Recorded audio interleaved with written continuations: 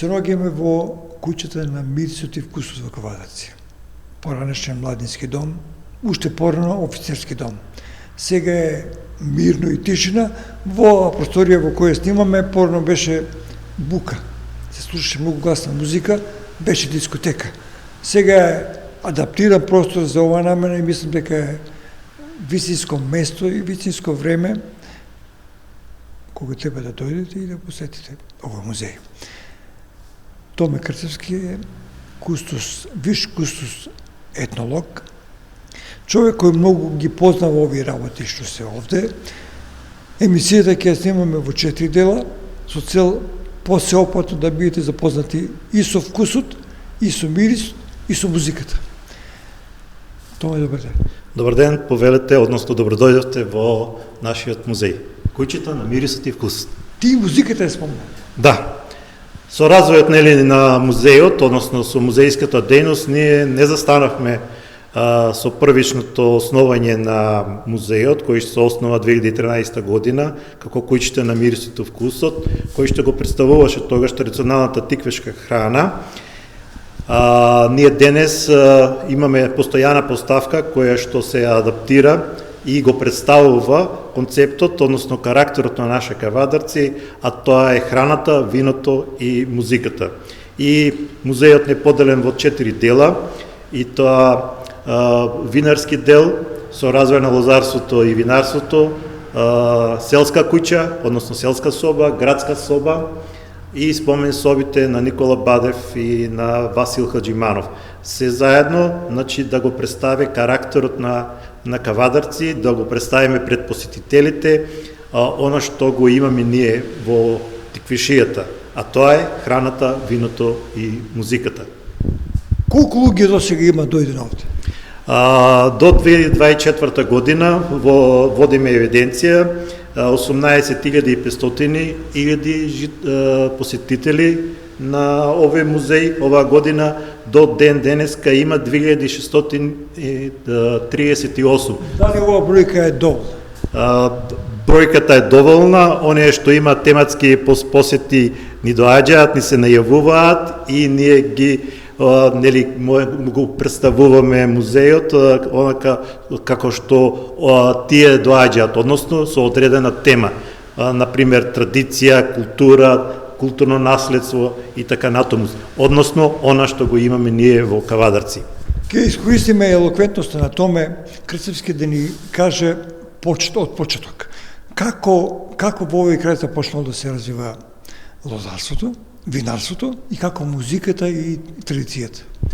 Вака, првиот дел, развој на лозарството и винарството, мораме да почнеме со тоа кои се први податоци за тоа кои докажува дека нови простори се консумирало вино, а тоа се овие две вотивни плочи кои што ги имаме ние тука во музејот.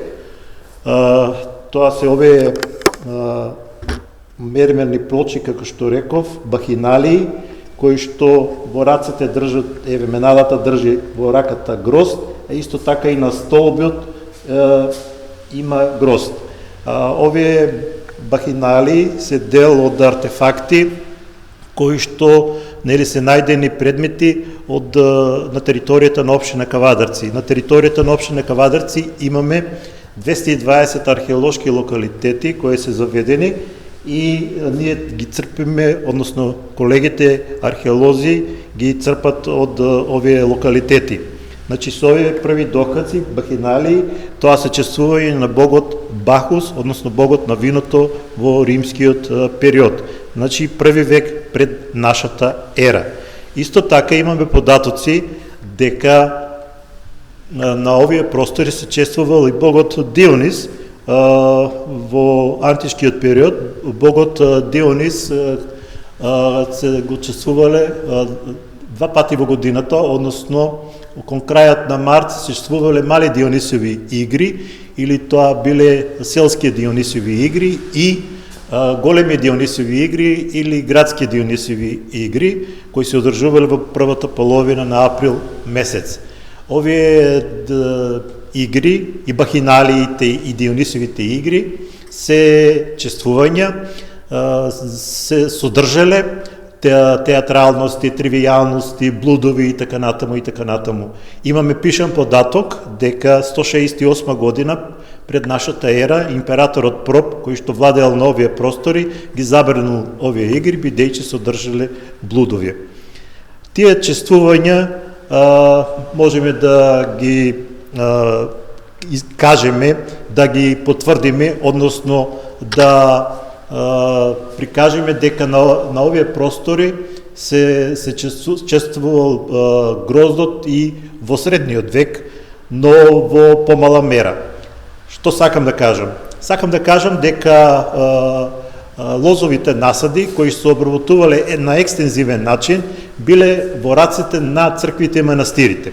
Сето тоа го знаеме од фактот дека во турските тефтери кои што се воделе на овие простори, данокот кој го плаќале манастирите и црквите го плаќале во вино и ракија. Но Куранот не дозволува консумација толку на вино и на ракија. Имаме, нели, како што реков, и помало производство на вино и на ракија и екстензивна обработка на виновата лоза. Значи, чествувањата кои што ги имавме и нивната хронологија, ќе ја завршиме со чествување во Кавадарци, да го спомнеме Гроздоберот. Гроздоберот е културно стопанска туристичка манифестација која што се одржува секоја година со почеток од 1964 година во Кавадарци и го символизира, нели, откинувањето на гроздот. Значи, чествуваме пак грозд, пак вино и така натаму. Значи, тоа чествување, како што реков, влече корени од бахиналиите кои што ги имаме и Дионис, па преку Свети Трифон, 19 век како што почнав нивното чествување, па завршуваме, нели, со чествувањата за време на Гроздоберот. Би се задржала оваа слика која што го представува самиот процес, изработена од Ристо Соколов Сокол, самиот процес на правење на ракија. Од берење на грозје, како се става грозето, за да се направи комиње, потоа комињето се вари во традиционални садови за варење на ракија. Познати личности кои се на оваа фотографија, се препознаваат тие личности, некои се починати. Така да Кавадарци има со што да се пофале, односно да се представи пред секој посетител и да представи традицијата на она што го имаме со, нели, коренето во секое семејство. Се наоѓаме во винарскиот дел од постојаната поставка, каде што фамилијата Велкови во првата половина на 20 век почнала да размислува тоа каде да го троши она што го произведува. На оваа сталажа, нова витрина, имаме шишиња и етикети од периодот кога почнала првото производство на вино и на ракија на фамилијата Велкови. И имаме и визит картата која што ја направиле фамилијата Велкови во тоа време и етикетите за различни типови на вино, на ракија, мастика, гроздов сок и маџо. Етикети во тоа време. Најстаро вино, течноста, која што ја чуваме во овој музеј, а ни ја донираше, ни ја даде сега покојниот Никола Велков, е од 1926 година. Течноста во ова шише е од 1926 година. Извадена од буре и ни ја даде Никола Велков. Овие се од понов датум, а во долниот дел, етикетите се реков од првата половина на 20 век, но течноста, вината се некаде 50, 60, 70 години, кои што ги ставал самиот собственик, односно Никола Велков.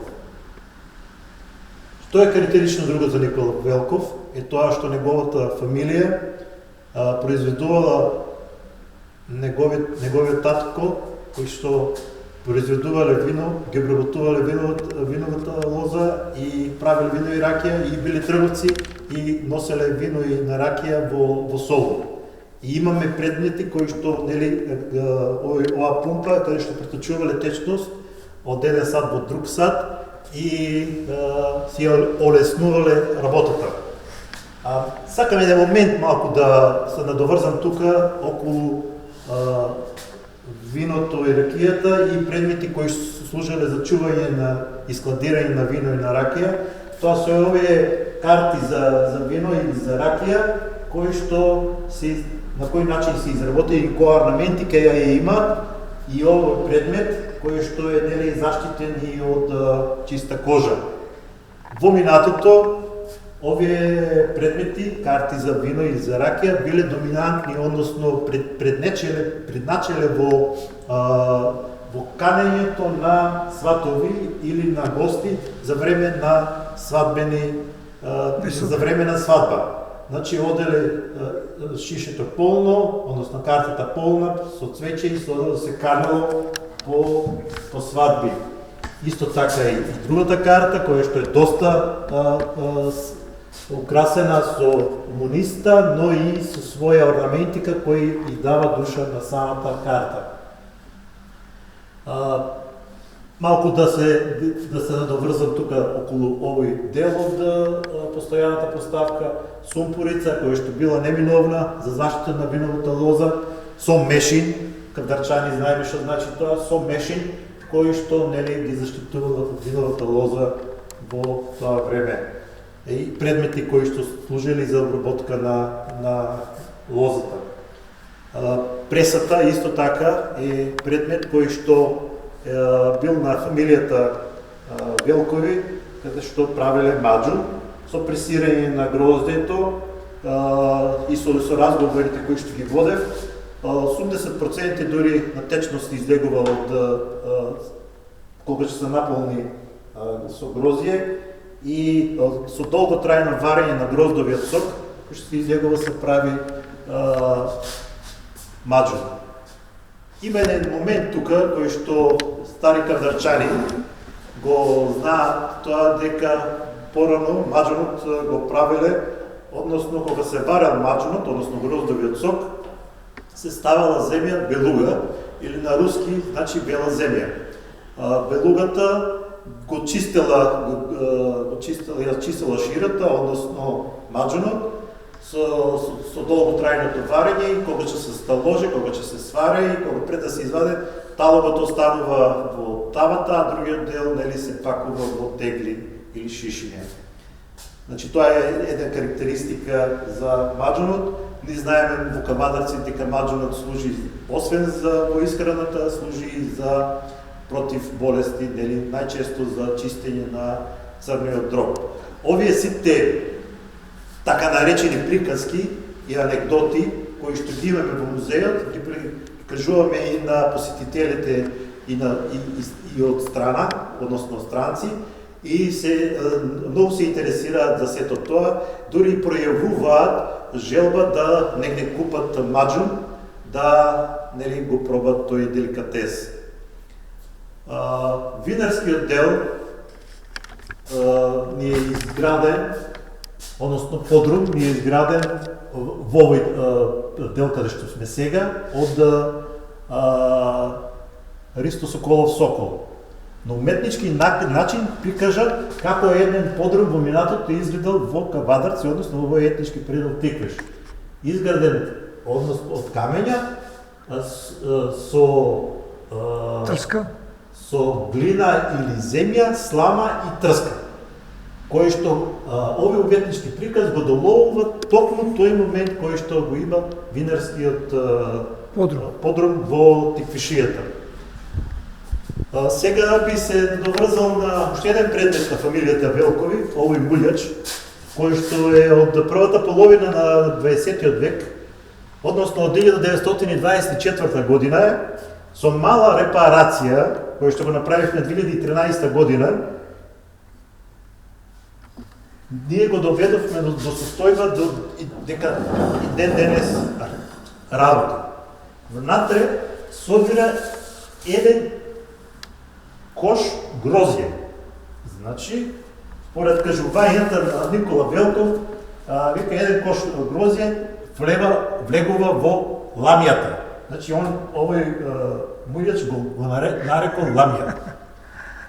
Инаку, казанот каде што правеле ракија, фамилијата Велкови, се вика Султан и содржал околу 600 килограми на комиње може да собере внатре за варење со дестилација, нели, со ладење да се добие ракија, вареле имало околу 600 килограми на комиње.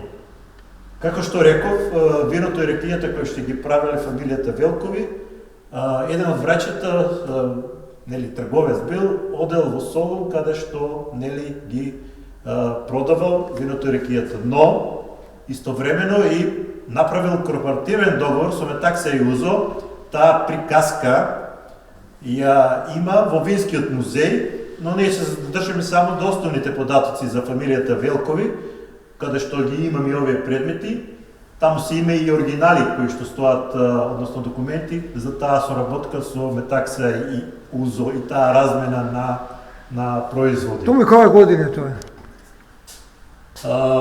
Значи, прва половина на 20-тиот век имаме експанзија. Добро.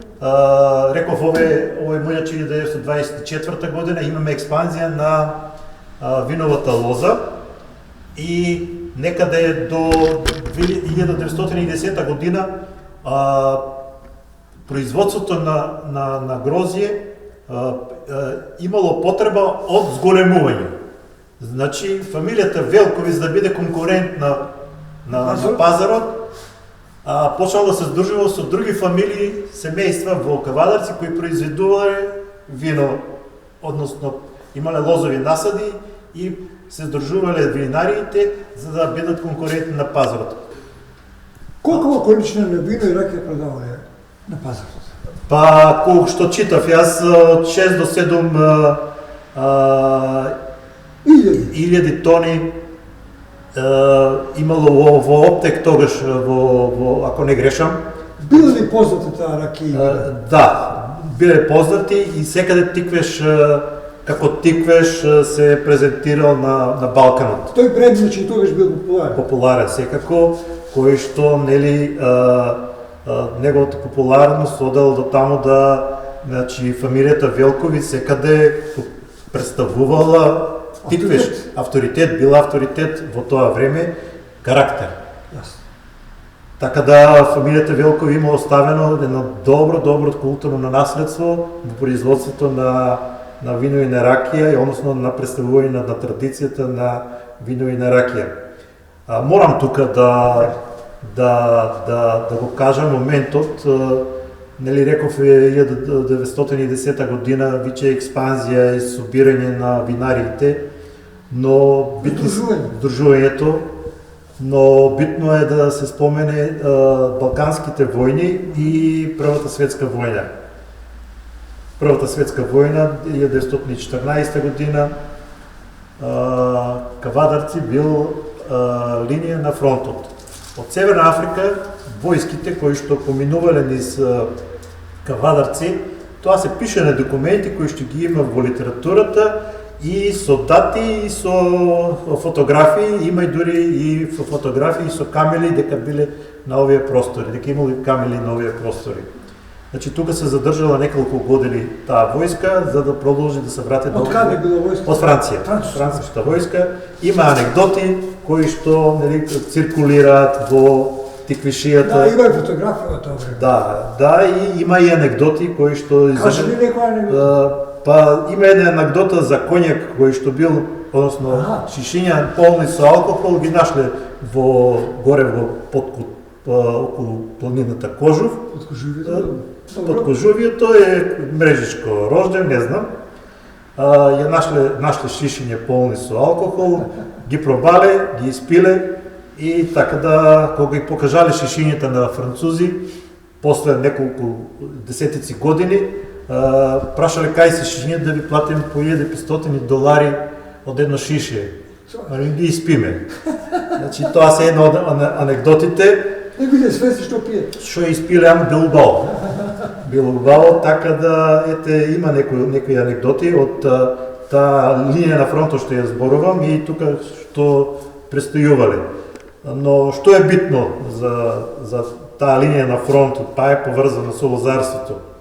Се смета дека во чизмите на војниците ја донале растителната вошка филоксера. Преку чизмите и таа Се заразува лозето, кореновиот систем и се уништуваат сите лозови наседи во Кавадарци. 20-те години Значи, отприлика после 1914 година, па до 1920 година, значи тоа било страшна работа да... Огромно лозарство. Да. Огромен број на лозови насади изумрели. Но, имаме антитежа на сета таа работа, 1920 година, ако не се лажам, во селото Трсеник се формира калемара. Калемара која што ќе направи нов лозов насад,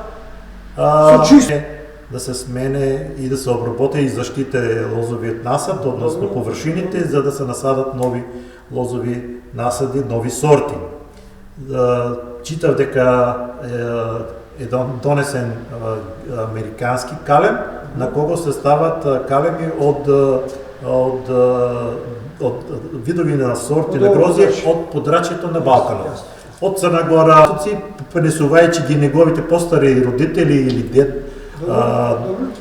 нивните дедовци, така да приказката и таму може да се потврди. Баш да ни кажеш дали се спасува лозарството. Да, лозарството се спасува, така да и почнува да се развива лозарството, да почне да произведува нови сорти на грозје, кои што нели ќе останат и останале автохтони, бидејќи се прилагодени на нашата почва и се формира, значи посебни сорти се тоа кои што обстанале и нели спрема земјата, спрема бонитетот на земјата се добиват, не сум толку стручен да го кажам сето тоа, не се добиват, значи автохтони сорти на грозје и тука е и станушината и сите други. Значи сите други сорти кои што обстанале тука. Ако не е соодветна сорта, не може да остане тука, ќе изумре и така натаму и така натаму. Што е битно за фамилијата Велкови, до кога напредувала? Таа напредувала до 1947 година, кога фамилијата Велкови, стануваме ние социализам, социјалистичка земја, во рамките на федерацијата и се што било приватно станува обштествено. Му се одзема огромни предмети, огромен број на предмети на фамилијата Велкови, се едно што го поседувала и имот и така натаму и се одзема и станува обштествено. И фактички продолжува како тиквеш да постои обштествена организација во тоа време. За да филмот се врати назад од 90-те години, става пак приватна фирма, ја купуват приватни луѓе, така да и ден денес го носи брендот Тиквеш. Брендот Тиквеш е вечен. Вечен и вечен ќе остане, се надевам, но битно е, според мене, лозарите да имат бенефит од сета таа работа.